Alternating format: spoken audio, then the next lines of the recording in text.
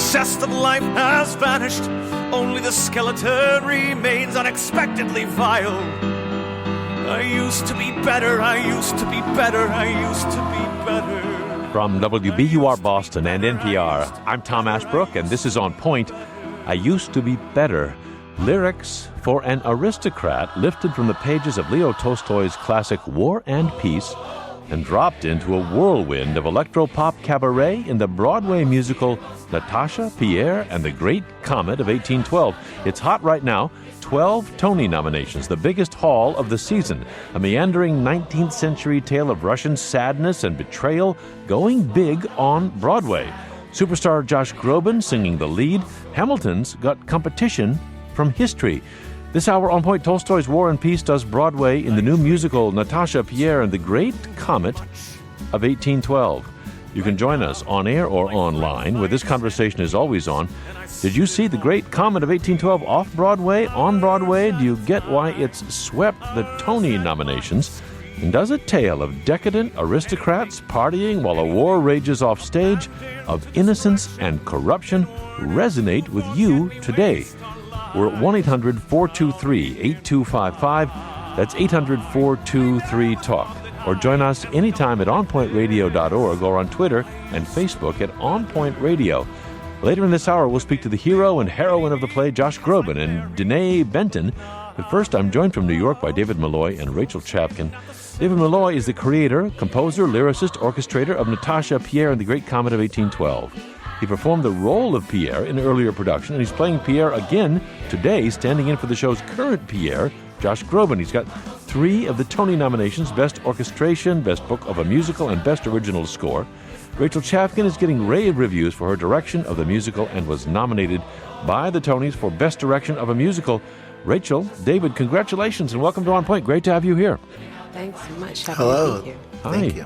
Congrats. It's something else to take this from very early on and come to the point that it's standing at now.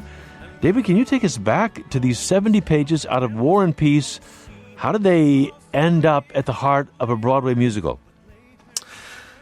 Sure. Yeah, I read the book about, I guess it's like 8 years ago now. And when I got to this section happens right in the center of the novel, and it's a critical turning point for the novel's 2 main protagonists, Pierre and Natasha. Mm-hmm. And truly, when I read this particular 70-page section of the book, I was just so swept away by it. And when I read the last paragraph of it, which is the paragraph where Pierre is seeing the comet in the night sky after just having this epiphany, tears were just streaming down my face, and I had just this real epiphany, like, oh my God, I just read a perfect musical. Like a perfect musical has been, perfectly wrapped and bow-tied by Tolstoy for me. And I remember Googling immediately to see if someone else had done that already, because I thought surely someone has already made this into a thing, but no one had.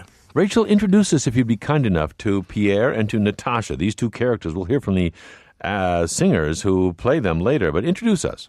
Yeah, of course. So, this section is right from the center of the book. So Natasha, by this point, I think is around 19, and she is an aristocrat from actually a bankrupt family. She is engaged to a man named Andrei Bolkonsky, who, in our telling, is off at war. Mm-hmm. And her family had lost all their money in a poker game, and she's both desperately in love with Andre, who happens to also be Pierre's best friend. And also it's a good marriage because Andre's family is very wealthy, so there's a lot riding on this.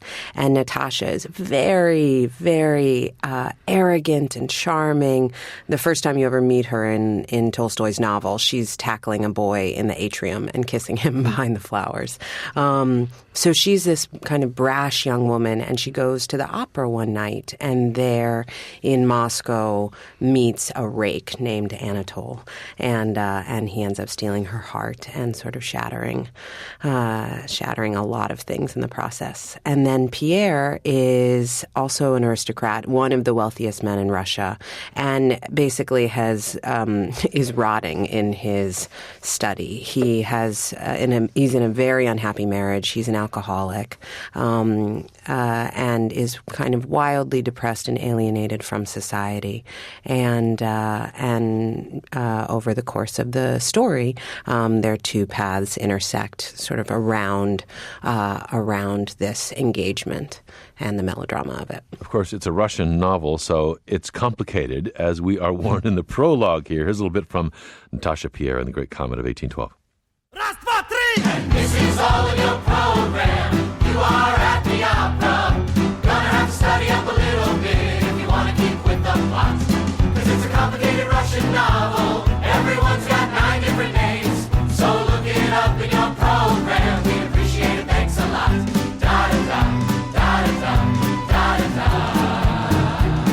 Natasha! We're warned right away, it's a complicated Russian novel, so keep up. And the staging, Rachel, is like something that many Broadway goers may never have seen before. Describe to us exactly how you've remade the Imperial Theater, not the first home of this show, but the Imperial Theater for The Great Comet. Sure. I mean, from 87 seats to 1,100 seats now on Broadway. So the audience walks into, well, first I should say, coming off the street, they walk into what Mimi Leanne, our set designer, calls the bunker, which is sort of designed as a Cold War era Soviet punk.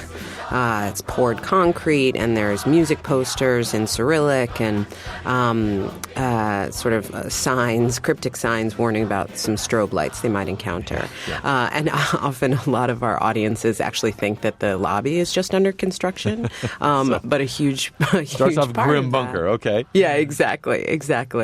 And then the whole reason that is the case is then they enter this theater, and I think Mimi once described it as like being inside a Fabergé egg. Wow. The whole interior of the Imperial is covered in red velvet curtains that are slathered with pictures and paintings. I think there's over 600 paintings now on the walls with individual lights on them, and each painting was very deliberately chosen by Mimi and Noah Mies, our props designer. Mm-hmm. And there's pictures of Napoleon and Tolstoy and Russian landscapes, but there's also a picture of Pussy Riot buried right on the wall. And so there's sort of a distinct, though subtle, feeling of anachronism that's around the space. And there's brass railings. It's very opulent, and everywhere are hung chandeliers that were inspired by the chandeliers at the Met Opera, kind of Sputnik chandeliers. Mm-hmm. And those are covered with crystal. And, of course, the biggest thing is that we have about a third of our audience on stage. So the whole space is this kind of like bowl of red velvet. And the actors all through the audience, and including the audience on stage. Dave Malloy, this is kind of a cabaret setting with people right in the thick, almost theater in the round. Absolutely, yeah. So the actors are running all around. There are Mimi has built stairways that go from the stage up into the mezz. So the actors are running through the mezz as well, and we have musicians running around as well. One of the big influences for the piece was this club that I went to in Moscow many years ago called Cafe Margarita, and it was just this packed club. And I ended up sitting right next to the viola player. There was a viola, piano, and violin trio playing, and I had such an amazing experience sitting next to this viola player that I was like, oh, what a cool experience to have like this intimate one-on-one relationship with a musician, that's part of a larger ensemble. So to kind of give that experience to the audience, we have our pit musicians are scattered all around the space. So there's a string tavern in the middle, and then there's, oboe on one side of the stage, clarinet on the other side. And then we also have 7 actor musicians who run around the space playing accordion and clarinet and violin and viola. So they kind of are speeding past you, playing little parts of the music at all times. What was it in those 70 pages of Tolstoy that grabbed you, Dave, that you thought people will swoon for this? I mean, historical musicals, they've been around, and Hamilton made them very big again. But even before Hamilton was on stage, you were immersed in this. What was the theme, the feeling, the message, the resonance across time that made you say, that will resonate now? What is it? It was definitely, for me, it was the character of Pierre. And just I related to that character of Pierre so strongly as being someone, and I think so many people feel this today, certainly, of just feeling really alienated by society and not feeling that you can successfully be a part of society, just like not knowing how to act, not knowing how to speak to people. And at the same time, like having a really huge heart and like wanting so much to be able to speak to people and to love people, but just not knowing quite how to engage and feeling like society is very shallow and false and that you're kind of caught in this chaotic world and searching for meaning in that. So Pierre is constantly in the novel searching for meaning in philosophy and religion and spirituality, and that searching was the thing. I read this book when I was going through the same thing myself. I think I'm still going through that thing myself, but it was very much that kind of dissonance of what was going on for him inside versus what was going on in society around him. And that is something I feel like today is something certainly most people I know are feeling. Rachel, you're directing this. What do you feel people connecting with in The Great Comet? Yeah, you said it in part, which is the very first lines of the piece are, there's a war going on out there somewhere. So this feeling of this massive global conflict happening beyond the doors, which certainly the bunker is, the lobby design is a gesture towards, and the selfishness inside. And Pierre, at a certain point late in the show, when he's yelling at Anatole, says, after all, you must understand that besides your pleasure, there is such a thing as other people and their happiness and peace. And I just find that line so painful. And I know the day after the election, it nearly broke my chest open, just thinking about selfishness and generosity. And I think in particular Pierre and Natasha's best friend Sonia perform these incredible acts of bravery and selflessness to help someone they love. Rachel Chapkin, hold the thought. We've got to go out for just a second. We'll come right back to it. Dave Malloy, we're talking about Natasha, Pierre, and the Great Comet of 1812. 12 Tony nominations, more than any other. You can join us. Have you seen the show? 800-423-8255, 800-423-TALK. What's coming across the years from Tolstoy here? I'm Tom Ashbrook. This is On Point. We'll be right back. And your childlike eyes and your distant smile, I'll never be this happy again, you and I, and no one else.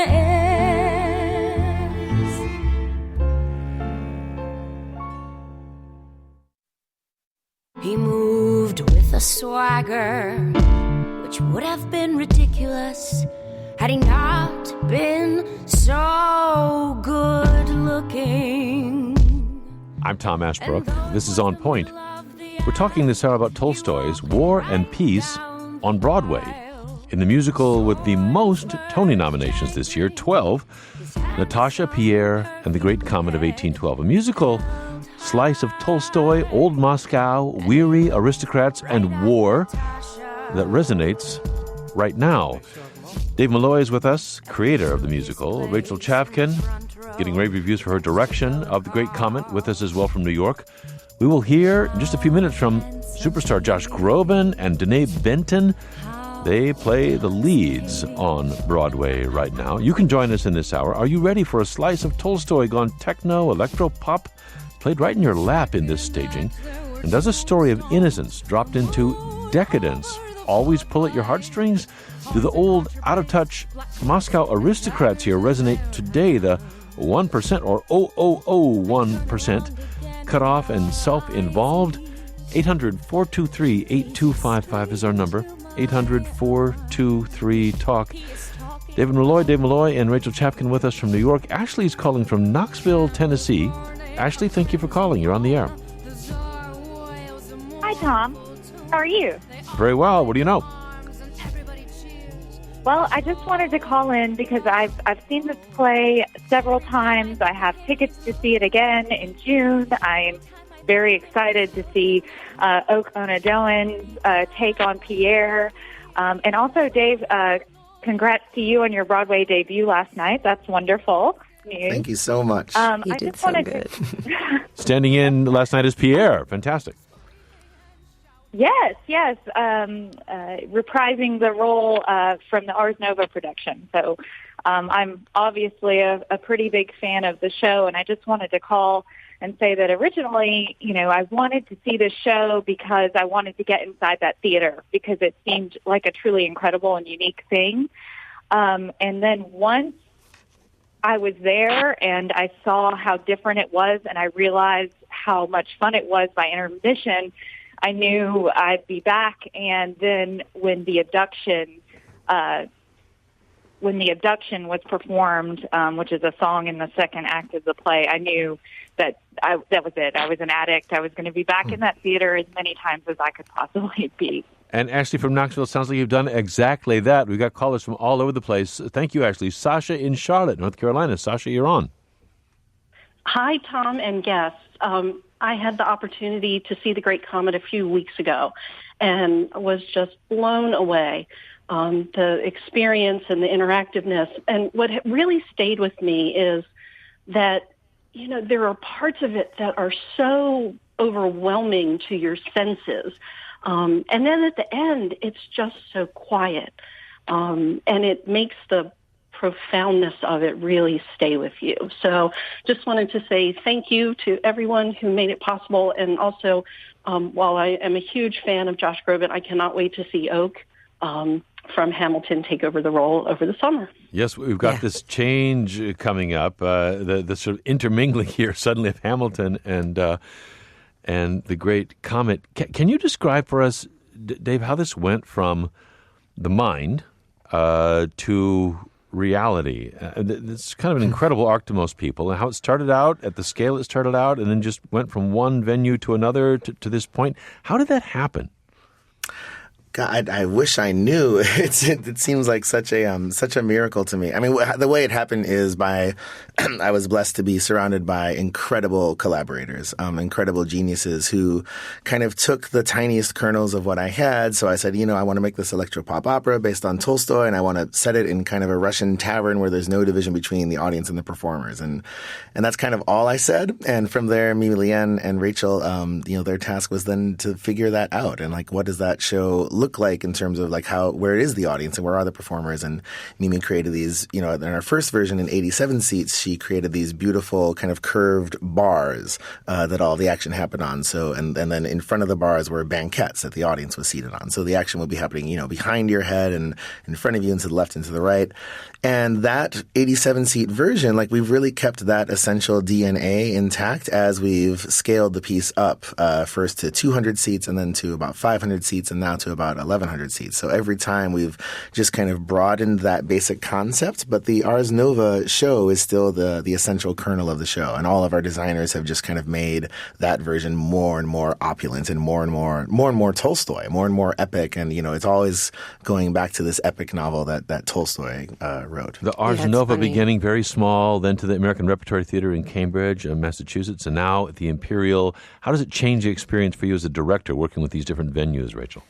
Yeah, I mean, that's the funny thing is I think for both us on the creative team and honestly for the audience members who had been, part of the few who had gotten to see the show originally at Ars Nova, this tiny, wonderful space, there was this great fear that we would lose the intimacy. And the fact there is no fourth wall, that the actors sing directly to the audience. We call it sort of Dear Diary. Practically in their laps, yeah. Yeah, exactly. And a huge part of that, it's not like we set out for just creative sake to make an immersive show. It really was about trying to recreate that intimacy that you feel when you're reading a novel, and particularly this novel, because Tolstoy is so detailed with the portrayal of life and all of its nuances and the humor and the decadence. So maintaining that one-on-one relationship between performers and audience was key. And so there was the great fear of losing it as we got larger. But the funny thing has been, every time it's gotten bigger, it actually has felt like it's become more the thing it always wanted to be. In part because, as Dave said, it's Tolstoy, so it really is everything. It's war and peace. Make it large. So not afraid of size. Let's dive right in with a couple of the lead actors right at the heart of this. With us right now, I'm very happy to have them, Josh Groban and Danae Benton. Josh Groban plays Pierre. It's his first time. This is a huge selling recording artist, more than 25 million records worldwide. Super famous, and now on Broadway for the first time. Danae Benton getting rave reviews for her portrayal of Natasha in The Great Comet of 1812. Danae Benton is with us right now from New York. Danae, thank you so much for joining us for a few minutes here. Hi, thank you for having me. And from Los Angeles, Josh Groban joins us. Josh, welcome to the show. Thanks very much for being here. Hi, Tom. It's my pleasure. Thanks so much. Josh, you've done so much in the public eye, but never Broadway before. Why this show, and what's the experience been like? Every bit of it has been an absolute dream, an incredible learning experience. Obviously, being able to work under Rachel's direction and with Dave's masterpiece here of a score, it's been as challenging as it has been rewarding. It's been the best possible experience, and this was my original dream. This was something that I've wanted to take on, and as far as live theater and musical theater, since I was very young. And so I've hit some forks in the road in my career. They've all been wonderful, but to kind of full circle and come back around here to the world of Broadway, and to do so in this fashion with this kind of piece and with the creative forces that are around this piece has just been humbling and just so wonderful. Danae Benton, what's it like to play Natasha here in a setting out of fairly deep history, a world away and a deep time away from where we stand right now, and to play a down-on-her-luck but nevertheless beautiful young Russian aristocrat? What's that been like for you? Yeah, I mean, these are the roles that I've always sort of dreamed of playing, these kind of epic ingenue roles. And I think that you think of the great ones like Fanny Brice and Evita and these heart-wrenching stories of women really growing into themselves, and Dave wrote an incredible one. And so for me, there was always this dream of getting to be this girl in the corset with all the drama, but not necessarily knowing if those opportunities would be afforded to me. So it's been a great kind of testimony to what can happen when you really bring your essence to something, and this role has demanded everything that I have to give emotionally and physically and spiritually. It's an incredibly demanding role, but it's also so rewarding because it's sort of proved to me what can be possible. Let's listen to the sound of the two of you. This is from the show, Pierre and Natasha, Josh Groban and Danae Benton singing here. Her engagement to Pierre's best friend. The Prince Andrei is in real trouble here. Pierre's been angry with her for betraying, he thinks, his friend, and here he finds his heart softening in pity. From The Great Comet, Pierre and Natasha. Prince Volkonsky was your friend. He is your friend. He once told me that I should turn to you. Pierre sniffed as he looked at her, but he didn't speak. Till then he had reproached her, tried to despise her, but now he felt such pity for her. There was no room in his soul for reproach. He is here now. Tell him to forgive me. Josh Groban and Danae Benton singing there from The Great Comet of 1812. They join us right now. Calls for the two of you. Mitch in Woodstock, Vermont. Mitch, you're on with a whole lot of the cast of this great show. What do you think, Mitch? Hi, guys. Thanks for taking my call. I was wondering if... Oh, hi, Danae, also. Hi. I was wondering if you guys could chat about representation in theater and what the casting process has been like for you guys from the beginning, and how important it's been to you guys to show kind of the very colors and faces of humanity in this production. May I take it to Rachel first? I mean, Rachel, you've cast a multi-Rachel cast here. Danae playing Natasha is African-American, wonderful, but in some ways new ground for a Broadway that before Hamilton and others has been pretty stuck in old channels of racial depiction and representation, as Mitch asked. How did you make this decision? Sure. I mean, it's. I think first and foremost, it's just diversity is a core value of mine and Dave's. I think, and so it was always something that we were just committed to, and it wasn't even really a discussion beyond that. I think part of it is related to Tolstoy, again, the fact that it's War and Peace, and that we wanted to create a culture that was all-inclusive. I mean, the other thing that we've done is cast almost 1,200 people in the show, along with our cast, which is all our extras, i.e. the audience. And so that we wanted a truly and thoroughly diverse cast was sort of unquestionable. That we wanted a diversity of types and spirits. I mean, I think the show, one of the things that's so remarkable about it is how unique everyone's voice is. If you look at Britton Ashford, who plays Sonia, who is a folk singer, to Gelsey Bell and Paul Pinto, who play Princess Mary and Balaga, who are experimental opera singers.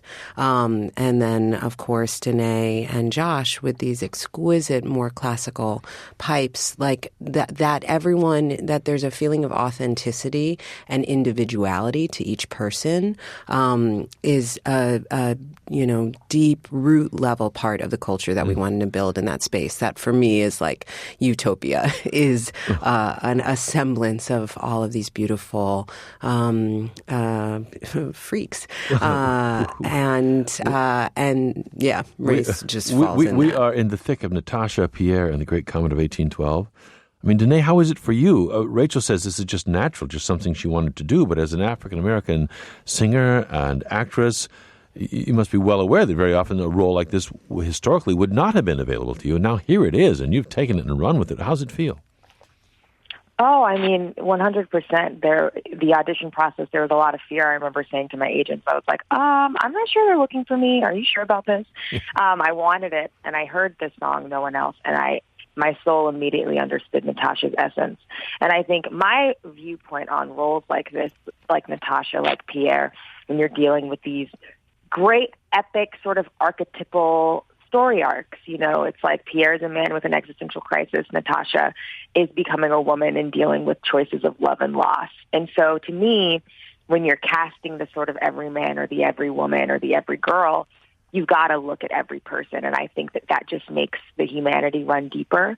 I think that Hollywood and theater in our country and our history of exclusion and systematic racism, it's like there is a history of deciding that the everyman should look like one thing.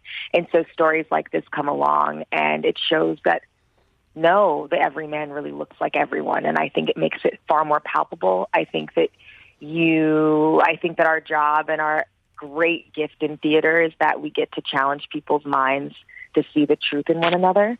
And so I'm excited that this production took on that responsibility head on. Yeah. And it's incredible what happens in the minds of our audience members, I think. Josh, what themes resonate most deeply for you? When you're up there in this incredible set with Danae and an enormous cast, what are the messages that you feel yourself channeling to this audience that feel most resonant today? Well, it's an amazing thing, especially in the world we live in today, to be part of something that, and theater does this in the most spectacular way, is that as well as being a bit of escapism for people, that it sometimes can tell a story of a universal feeling that we all have, or something that we're all dwelling about in the world or feeling within ourselves. Can shine a light on that through this story that was written so many years ago that we're now bringing to life in this, this insane and wonderful production.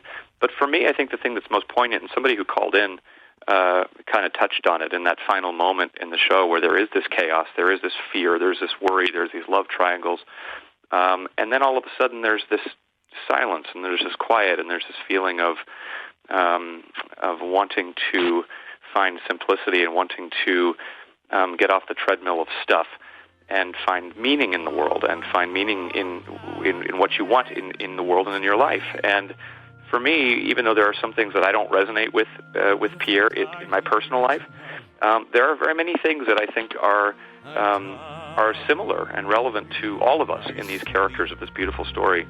And so I've done almost 200 of these now, and without fail, I get choked up and I get that feeling, and it's an incredible thing.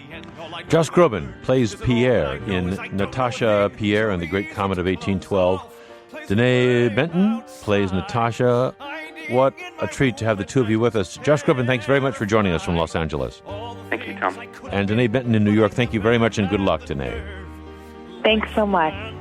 Dave Malloy, Rachel Chapkin, creator, director, please stand by. 12 Tony nominations for The Great Comet. Listeners, you can join us. Have you seen it? What do you hear? 800-423-8255. I'm Tom Ashbrook. This is On Point. We'll be right back. Don't care, nothing's left. I've looked everywhere. Is this how I die? Was there ever any other way my life could be? Is this how I die? Such a storm of feelings inside of me. This podcast and the following message are sponsored by Blue Apron. Blue Apron partners with sustainable farms, fisheries, and ranchers to bring you everything you need to create incredible home-cooked meals. Ingredients come pre-measured, so there's no food waste, and it's delivered right to your door. Rediscover how fun cooking can be while enjoying seasonally inspired recipes and exploring new flavors and cuisines. No commitment. Get the meals only when you want. Get your first 3 Blue Apron meals free, plus free shipping, by visiting blueapron.com/OP.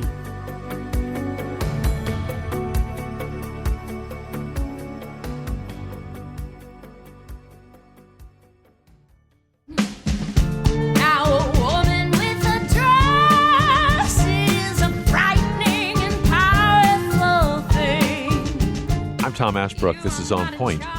We're talking this hour about a slice of Tolstoy's War and Peace on Broadway. On Broadway, in a big way, the musical Natasha, Pierre and the Great Comet of 1812. 12 Tony nominations this week. Top of the heap in terms of the number of Tony nominations for this musical set in Tolstoy's time, all the way back at the time when French invasion of Russia was threatening Moscow. You've got aristocrats far from the front, innocence and decadence and ennui and depression. Dave Malloy created the show. He's with us this hour from New York. Rachel Chapkin directs it, and both are looking at Tony nominations right now. We just heard from Josh Groban, superstar, and Danae Benton, who plays Natasha in the show. You can join us this hour, 800-423-8255. What do you think? Is the Broadway musical back on top, able to tell complex stories compellingly between Hamilton and the Great Comet? Is Broadway making history come alive again? 800-423-TALK is our number. The song Charming behind us right there. And Haley calling from Boston. Hi, Haley, or somewhere near Boston. Haley, you're on the air. Thank you for calling. Hi, Tom. Hi, Dave. Hi, Rachel. What's going on, Haley? I'm on a bus on my way to New York to see the show for my 7th time tonight. Oh, my God. I'm so excited. I have a question for Dave. Last night was your big Broadway debut, playing Pierre for the first time on Broadway. What was it like coming back to this role, and how excited are you for your 10-performance run? My God, I bet the energy was incredible last night. Yeah, it was definitely one of the most sublime experiences of my life. I can still kind of barely believe it actually happened. And for me, what was so incredible about last night is, so this show, we started the show at Ars Nova 5 years ago, and some of the people that were in that original production are still with the show today. So over these 5 years, Rachel and I have this family has grown around us, and this family now contains, most of my dearest and closest friends in the world. And so as I was performing, this role of Pierre, this guy who's really has a hard time connecting with society and is going through this existential life crisis, but eventually at the end of the show, finds connection and finds a way to move forward in the world, through kindness towards other people, which is Tolstoy's big message ultimately. so I was, playing that character, and at the same time, there's this meta layer of I'm Dave Malloy, surrounded by all these people, and I still have social anxiety and awkwardness, and yet I have this incredible community of people surrounding me and supporting me and shining too. There was an amazing moment last night, actually an amazing character moment for me, Rachel, and it was like a discovery of watching the song "Charming," and Helene, for Pierre and Helene have this horrible marriage, and it's this very shallow marriage, and Helene has just kind of married him because of his he's gotten this huge inheritance, and so Helene has kind of suckered him into getting married to him, and Pierre goes with it because Helene is just very sexy, and Pierre's like, oh, maybe this will be a fun thing. And I had this moment of watching our incredible actress Amber Gray perform the song "Charming" last night, and of being disgusted with her because she's like Helene and she's this awful person, but also having this moment of like being dazzled by her and like letting Pierre be dazzled by her and letting Pierre go like, yes, oh, you know what? Even if she is an evil person or not an evil person, but has some poor choices in her life and some poor morals, like there is something dazzling about her because she's human, because she is life. And so like recognizing that beauty in life, it was a really cool character moment for me. And then by the time I got to the end of the show and like seeing the Great Comet, like for me, the Great Comet is this community of people. Like it is, I was seeing each individual actor and designer and crew member's face in the light bulb that is the comet. So it was a pretty sublime experience. Rachel, what's it like directing the guy who you've worked with so much and who created this thing? Directing him on stage? Yeah, actually, it's funny. I've been fortunate in my work to have gotten to collaborate with a number of musicians and people who I would categorize as performers more than actors specifically. And I love it because there's just a sense of presence and selfness that is brought. And Dave, obviously the show streamed forth because he identifies so profoundly with Pierre. So in some ways that other actors I've now worked with on this piece, including Josh, there was a big conversation about where Pierre's social anxiety lives, how his depression takes form, and the shyness. And with Dave, that sort of nugget of spirit was already in place. And so it really just became about where to stand and when to not use your hands too much. I almost stood in all the right places, almost. Let's hear just a little more. This is Letters, one of the most popular songs in the show. Pierre is writing to his closest friend, Prince Andrei, telling him he's decided to give his life meaning by assassinating Napoleon, whose armies are threatening Moscow. Meanwhile, Natasha is also writing to Prince Andrei to call off their engagement. Now she's smitten with Anatoly. Here you are, Letters. None of us are great men. We're caught in the wave of history. Nothing matters. Everything matters. It's all the same. Oh, if only I could not see it. This dreadful, terrible it. In 19th century Russia, we write letters. We write letters. We put down in writing what is happening in our minds. Dear Andre, what more can I write after all that has happened? What am I to do if I love him and the other one too? Must I break it off? These terrible questions.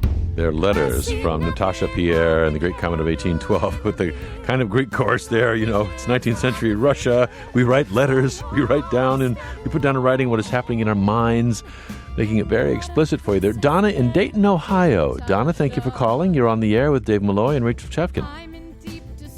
Hi, Tom. Hi.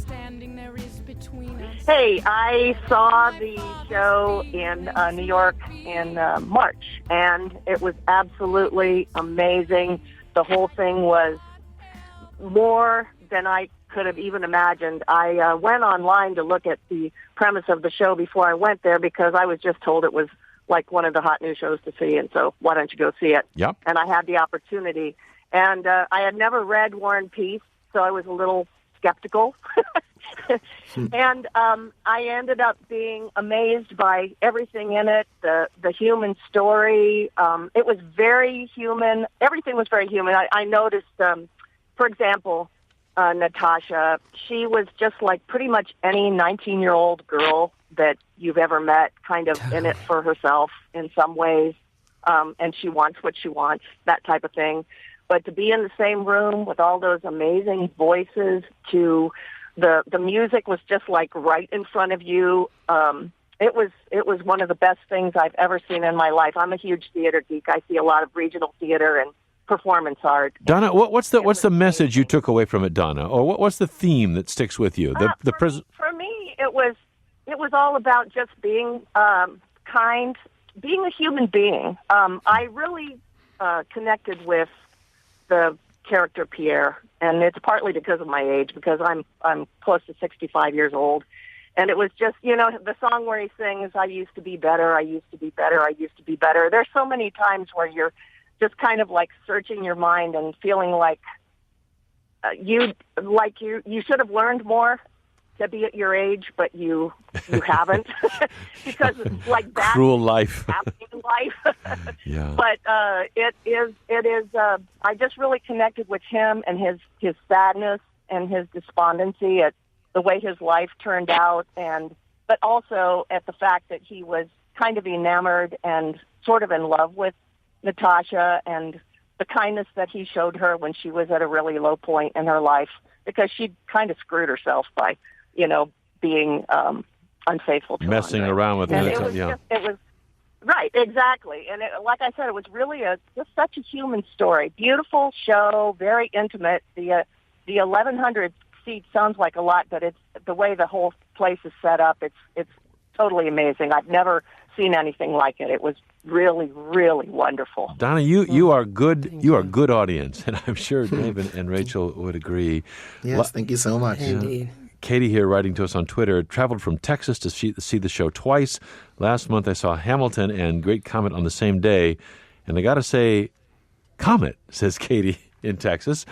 I imagine you'll take that. Is it, Rachel, do you see this show, and you've directed from day one here, is it more about the interior life of these characters? Is it more about social commentary? These aristocrats kind of cut off from the really rugged stuff out on the war front and having their private dramas in the fancy retreat. Yeah, I mean, it's I'm so delighted and moved by how Donna phrased it, because the space is so deliberately simple. I mean, it's funny because obviously it's very complicated in terms of the custom-built job and the overwhelmingness of it. But at the end of the day, it's just some runways. There's no troika. Mm-hmm. There's no sleigh. Sleigh. There's very little furniture of any kind or anywhere for the actors to hide. And so that simplicity puts the emphasis entirely on the performers and the characters. And this goes to the question that you brought up. I mean, Tolstoy absolutely hated, and we heard it in that letters clip, the great man theory of history. The idea that history is one man's doing, and instead he was interested in a people's history and all of the small parts that each of us individually play, and the large picture that comes out of those microcosms of class and society, and I think that is political, right? That to say that it's not, none of us are great men. We are all just caught in the wave of history, and each of us has our role to play. So I don't see a division necessarily between a character-driven story and the politics of it. Of course, it was Napoleon driving the war at that time, but even so, Dave, what about, you've got aristocrats here, kind of the 0.0001% of the time, and now we're in a period where that's become a big deal. Is there resonance to that? To the inequality, to the sometimes disengagement or even unawareness of certain, high floating parts of our society to what you're depicting here a couple of centuries ago? Yeah, I mean, for me, the most profound message that Tolstoy gives is that connection to other people is meaning. Like, that is the critical part of life. That's how we come together, and that's what gives our life a spiritual lift. And it feels like so much of the problem with contemporary America, certainly, and the 1% is that kind of disconnect of not really recognizing other people in the world and not really empathizing with them and feeling that kind of compassion towards people. So I think in our show we try to really show the joy and the spirituality that can come out of connection with human beings, and that comes, both in a one-on-one moment, like with Natasha and Pierre just giving Natasha this moment of kindness, but it's also in the large group numbers, and it is in these these giant dance sections where everyone is just like ecstatically enjoying life together, and that's the audience and the performers all doing that together. And again, that goes back to the diverse casting as well, that we want to show kind of all of humanity celebrating together as one and doing things where they are thinking about other people. So yeah, that would be my hope. When we sometimes, there was this famous moment where Mike Pence came and saw Hamilton a few months ago, and Hamilton kind of delivered a message to him, and we have the same message. Like I would hope that actually people from those echelons of our society could come into our show and see that, just recognize that humanity is more than just your tiny circle. Humanity is all of everyone in this theater, everyone in the world, and that we can all celebrate and love together if we are being compassionate and empathic towards each other. It's not always joy. Natasha takes arsenic to end her life at some point, but survives here. Sonia frets and worries for her cousin and the whole mess she's in. Natasha very ill, the whole house a state of alarm and commotion. Natasha very ill, having poisoned herself with a bit of arsenic. One more quick call. Adam in Manhattan. We've just got half a minute, Adam. You're on with Dave and Rachel.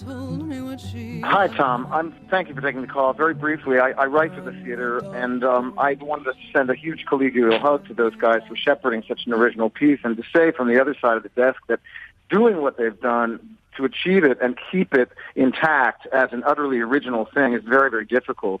I wrote a piece called Light in the Piazza and a couple other pieces, and it takes a lot of discipline on their part and a lot of belief in what they're doing. And it's a very beautiful piece, and we're all very lucky to have it, and I hope it has an extremely long life. So I just wanted to shout out from the other side of this profession. The composer shout out from Manhattan. Pretty good. Pretty good. We'll take that. Yeah, thank you so much. Wow, what a ride. And 12 Tony nominations this week for Natasha, Pierre, and the Great Comet of 1812. To Dave Malloy and Rachel Chapkin, there from the beginning. Dave as creator of the musical, Rachel as director right from the start, both up for Tonys themselves now. How wonderful to get to talk with you and learn more about the show. Dave Malloy in New York, thank you very much for joining us today. Thank you so much. And Rachel Chapkin, good luck with the show all the way through. Good luck. Thank you. We go out with the show's finale, The Great Comet of 1812. Pierre, still unhappily married, cannot have his object of desire, Natasha. Natasha's dogged by scandal. But as the comet streaks across the sky, they each see a portent of sorts for happiness in each of their lives. Here's Pierre. Stopped for me.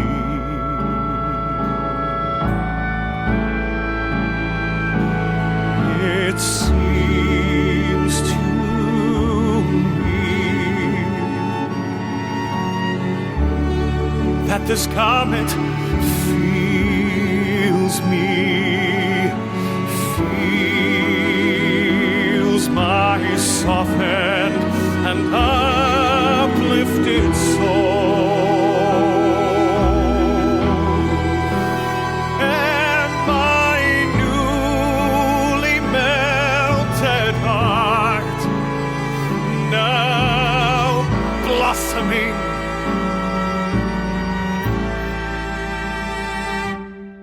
Into a new